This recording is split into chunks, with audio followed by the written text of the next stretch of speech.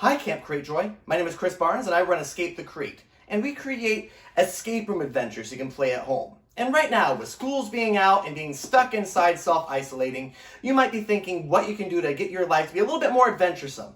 Well, I have a few ideas for you today of how to create your very own murder mystery or escape room within your house to play with your family members while you're stuck inside.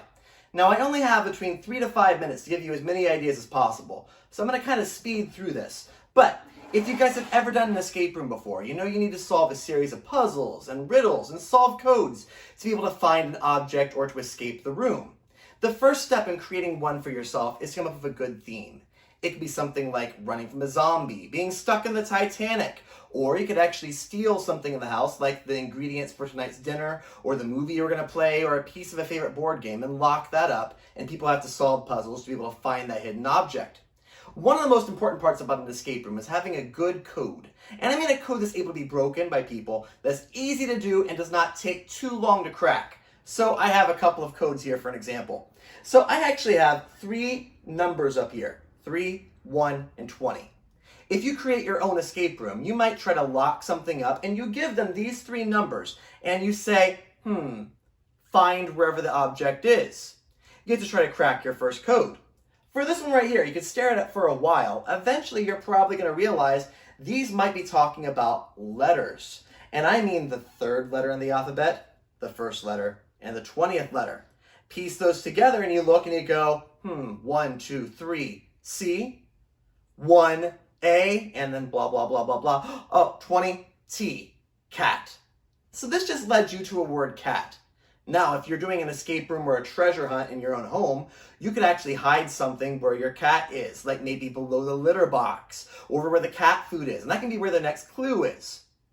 I have another code for you here, which are 3 letters, and maybe a previous puzzle had given you the answer to go down 1. Well, if you have the letters E, P, and H, and you're told to go down 1, maybe you could go down a letter and get D, O, G.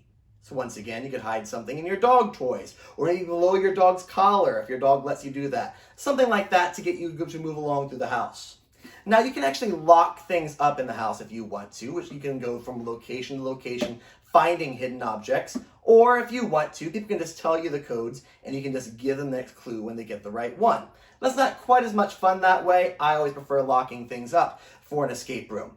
If you ever have a chance to lock up like a medicine cabinet or a toy box, or maybe a door into a room that you don't go into a lot, that is a little bit more exciting finding that physical key or using an actual padlock or a number lock to be able to find the code.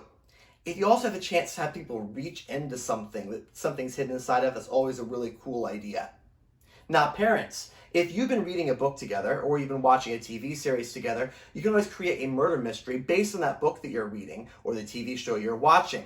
For example, maybe there's a character in the story that has a certain catchphrase. You could design a murder mystery where they have a certain room in the house blocked off and they say they can only look into it. It's a crime scene. And you have a coded message with that phrase that that character says. That could be part of a clue that that character committed the crime. Or it can use inferencing, one of those reading skills that we practice at school, and it can actually have objects from that character hidden around the room. If the character likes to eat sunflower seeds, you have a sack of sunflower seeds in the corner. If the character is a mother, you can have a baby doll in there. Something like that that can help lead them to find who the person was who had done it. So just a couple of quick ideas for you. Hope everyone stays safe out there and try to find some way to create some puzzles and create your own adventure in your house while we're stuck inside. Thanks so much.